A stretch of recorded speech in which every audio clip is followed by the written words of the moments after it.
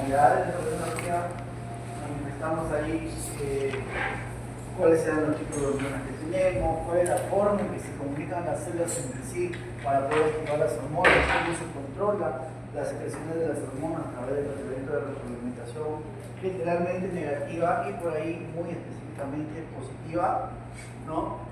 Hemos visto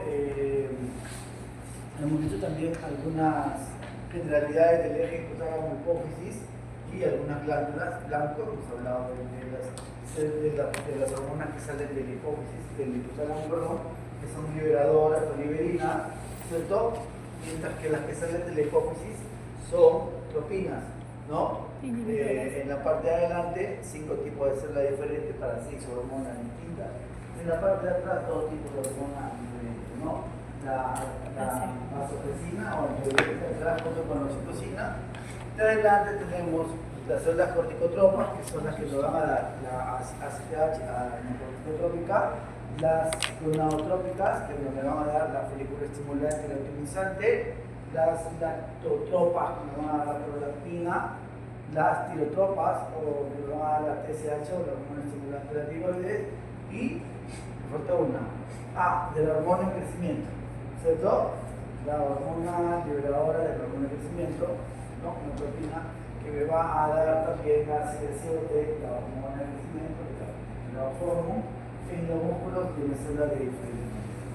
El páncreas, vamos a hablar ahora del páncreas, que no tiene nada que ver con el hipófisis ni el hipotálamo, pero es importantísimo que ustedes conozcan cómo funciona ese páncreas normalmente para poder después entender la fisiopatología de un paciente diabético, para que puedan ustedes entender cómo es que llega un paciente diabético descompensado, no totalmente.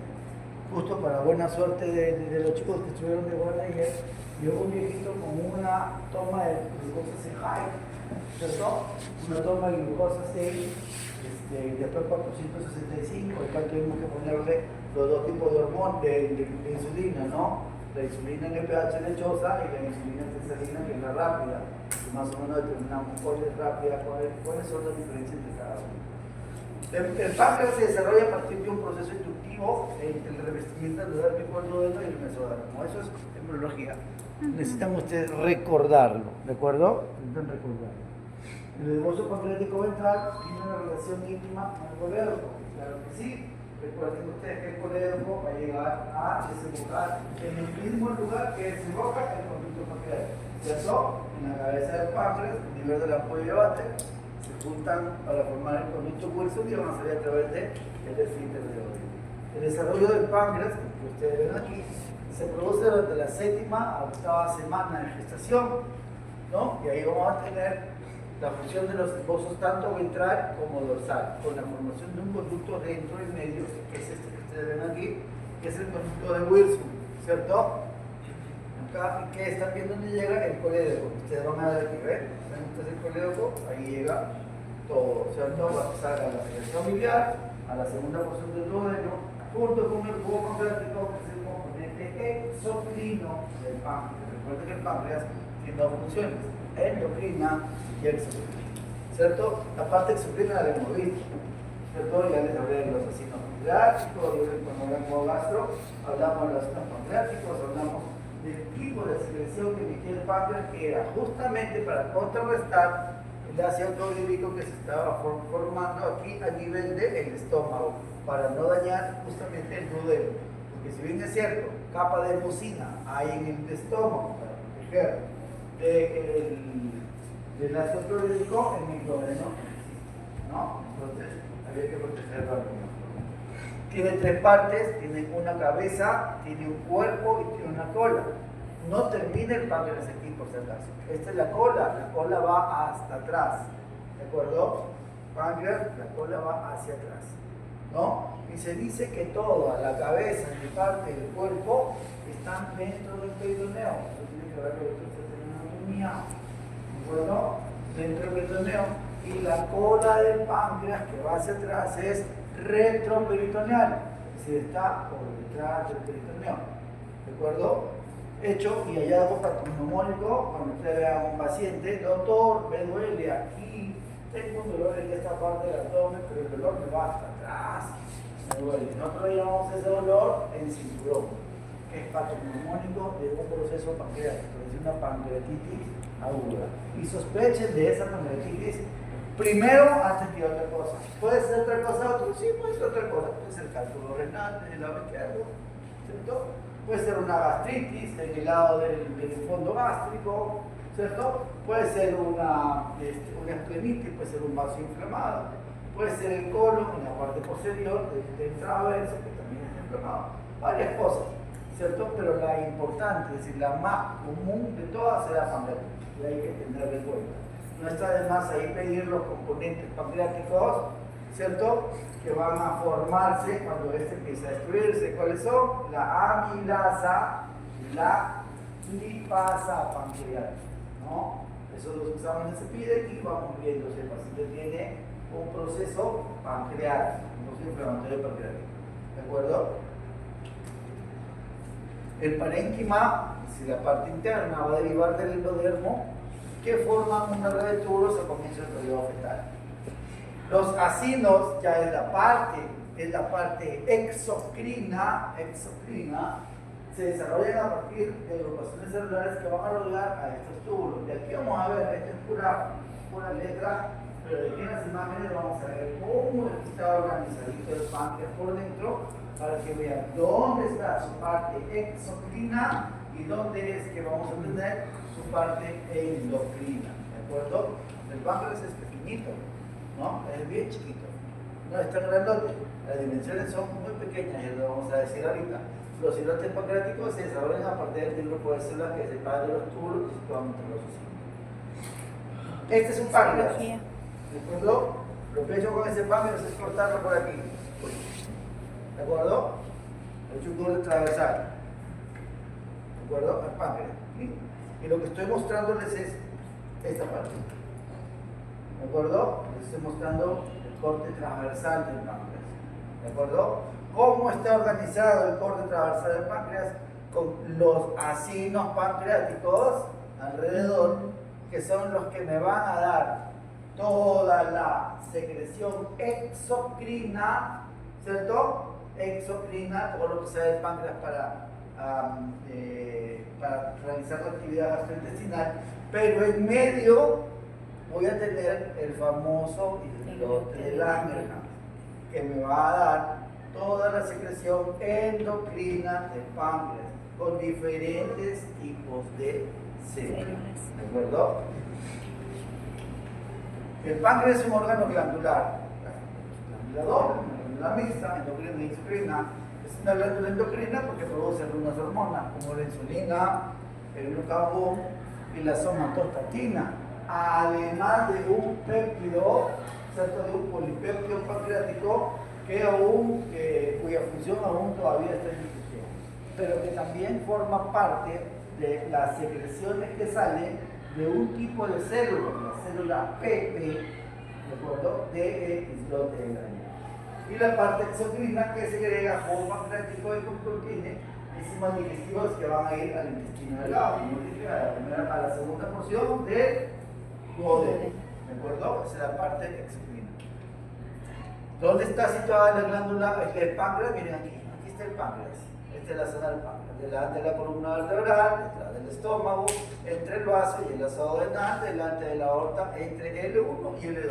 O sea, entre dos vértebras, miren lo pequeñito que es, ¿cierto? Lo pequeñito que es el páncreas. Entre L1 y L2, ¿cierto? Ni siquiera abarca las dos vértebras. ¿De acuerdo? Está situado ahí. Recuerden, tengo el duodeno abajo, ¿no? El páncreas está arriba y por encima tengo una de las curvaturas, en este caso la mayor, del estómago, ¿cierto? Por el lado izquierdo voy a tener al vaso y por el lado derecho voy a tener a el descendente del duodeno, ¿cierto? Y un poco más arriba al hígado, a la vesícula biliar y todo lo demás, ¿cierto? Anatomía, supongo que ya se ubicado, ¿cierto? Anatomía. Entonces aquí está el páncreas, miren, ¿ven? Aquí está el páncreas, ¿de acuerdo?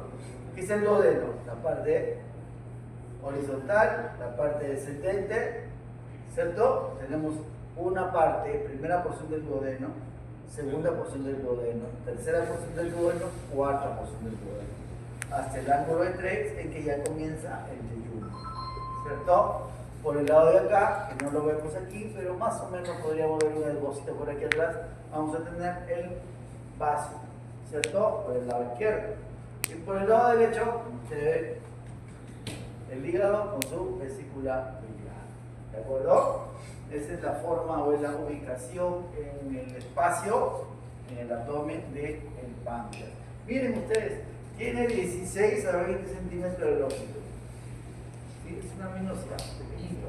16 a 20 centímetros de longitud y tiene entre 4 y 5 centímetros de altura.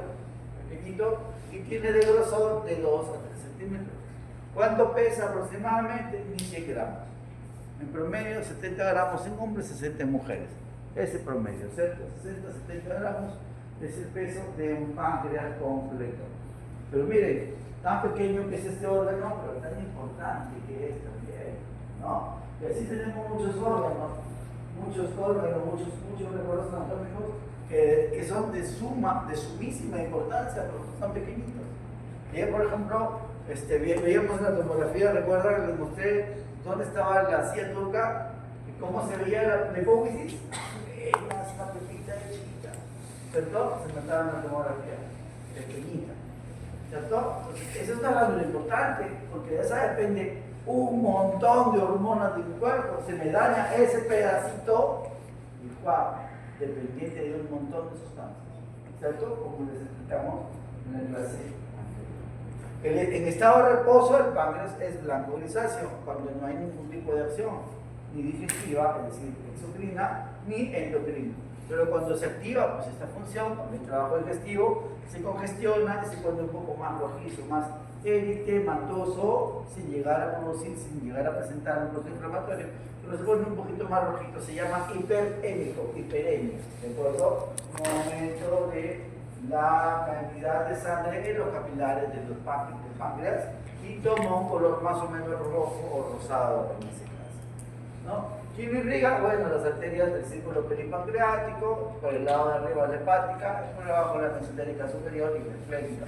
Y las venas son las mismas, pero con el mismo nombre, pero venas, son muy drenadas. Entonces lo pongo a ustedes para que lo recuerden nada más, ¿no? Hay unos ganglios linfáticos que hay que tener en cuenta, ¿no? Porque es importante esto, porque por ejemplo uno de los primeros órganos que se daña después de un cáncer gástrico es el páncreas, ¿cierto? La metástasis mayor que se da después del cáncer de estómago, el hígado y páncreas, ¿no? Por la cercanía y por la cantidad de ganglios linfáticos que tenemos muy cerca de un nivel hipófisis, ¿no? Los nervios, igual un plexo solar que lleva inervación tanto simpática como parasimpática. Eso ya lo conocen ustedes, ya lo hemos hablado, así que ya están ustedes con conocimiento de la inervación. No les voy a preguntar nada en el examen de eso, pero deben saber pues, obviamente que hay una inervación parasimpática y hay una inervación simpática, ¿cierto? Entonces, ¿cuáles son las porciones del páncreas? Las porciones del páncreas son, como les dije, la cabeza, el cuerpo y la cola que van hasta atrás, ¿no? Y aquí hablando ya específicamente de páncreas endocrino, páncreas como tal, ¿no?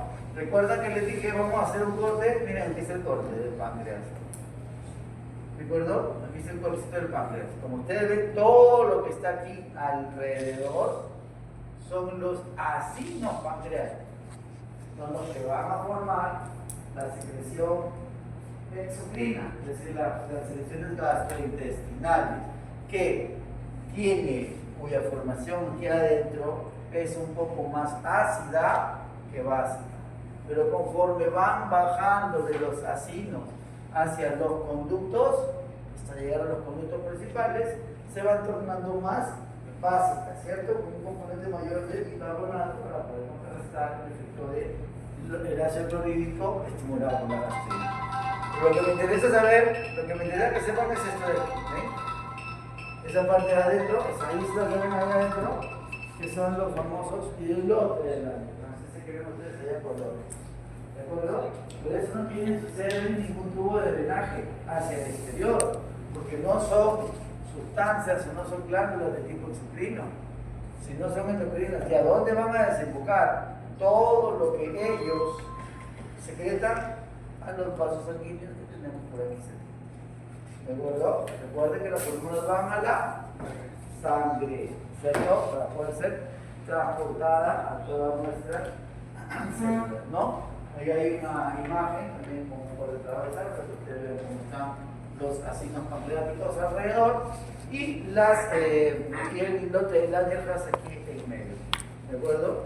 El islote de Langerhans que está formado por diferentes tipos de células, hasta 4. Tenemos las células alfa, las células beta, las células delta, y en este caso no lo menciona, pero sí lo menciona y son las células PP, ¿cierto? Cada célula tiene la particularidad de la secreción de una sustancia distinta. Las células alfa secretan glucagón, las células beta secretan insulina, las células delta secretan somatostatina y las células PP van a secretar el péptido pancreático. ¿De acuerdo? Péptido pancreático. ¿De acuerdo? Entonces vamos a distinguir diferentes tipos de células. ¿Ve? Diferentes tipos de células. Se dice que más o menos de todo el islote de Langerhans, la mayor cantidad de células son beta. ¿De acuerdo? La mayor cantidad de células son beta. Hablaba aquí de un promedio del 60-80%. ¿No? Luego vienen las que forman el glucagón, es decir, las células alfa, que más o menos son hasta 1 a 20%, ¿cierto? Varían.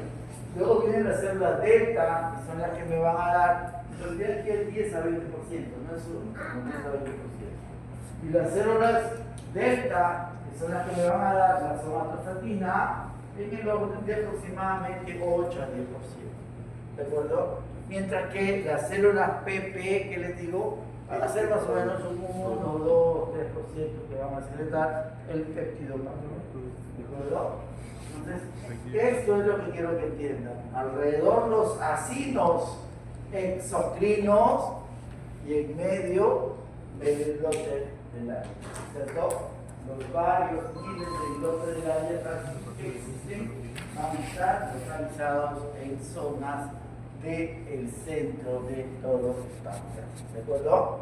Esa va a ser la salida o el origen de la secreción endocrina en el páncreas, ¿no? Bueno, la histología pancreática, los islotes de Langerhans, ya les dije cuáles son los tipos de células que existen, ¿no? Células alfa, células beta, células PP y células delta, ¿no? Que van a poseer diferentes tipos de sustancias para realizar la función. El páncreas endocrino se compone de las células epitelioidales que producen principalmente las hormonas, insulina y glucagón. Ojo, ya les dije que no son las ¿cierto? Pero principalmente es insulina y glucagón, que son liberadas por ser hormonas al torrente sanguíneo. La insulina no actúa sola por ningún lado, más que va por el torrente sanguíneo para activar otro tipo de células, ¿cierto? En conjunto, los islotes representan el 1% del peso de todas las glándulas. 1% del peso. ¿Cuánto pesaban las glándulas, se acuerdan? 70 gramos. 70 gramos, ¿cierto? Y mi fuerza es 1% de todo el peso. ¿De acuerdo? En el islote de Langerhans aparecen dispersos, están entre el tejido exocrino, están viendo ustedes aquí, ¿cierto? Están entre el tejido exocrino, ¿cierto?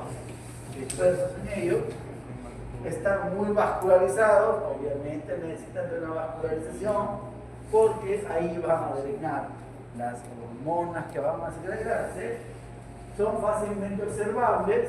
A recuento por división son encontradas a 1 millón de islotes de Langerhans. Imagínense la cantidad en tan pequeño espacio que tenemos ahí del páncreas, en tan pequeña superficie, en tan pequeña área o región del páncreas, tenemos aproximadamente 1 millón de islotes de Langerhans, ¿no?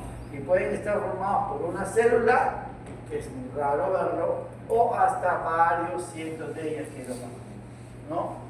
Están que la mayoría del tamaño, son de tamaño mediano, la mayoría de los islotes de Langerhans tienen un tamaño de 50 a 250 micrómetros, ¿no? Es 10 grupos, 10 a la menos 3 o menos 6, menos 3. El picómetro es menos 6, ¿no?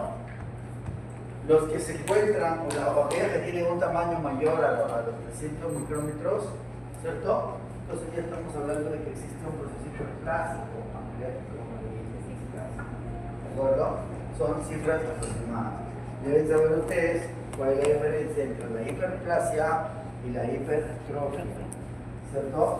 La hiperplasia es el aumento de la cantidad o número de células, mientras que la hipertrofia es el aumento del tamaño de la célula, ¿de acuerdo? Eso es lo que hay que tener en cuenta, ¿no? Ambas pueden producir tumores, claro que sí. Hay tumores que son hiperplásicos, hay otros que son hipertróficos, ¿cierto? Simplemente, siendo los hiperplásicos un poco más complicados porque pueden ir progresando después hasta una displasia, o sea, una alteración de la forma del número normal, ¿cierto? Incluso de la forma femenil, hasta después una neoplasia, que es donde adquiere una función distinta y ya podría transformarse ese conjunto de células neoplásicas en un cáncer.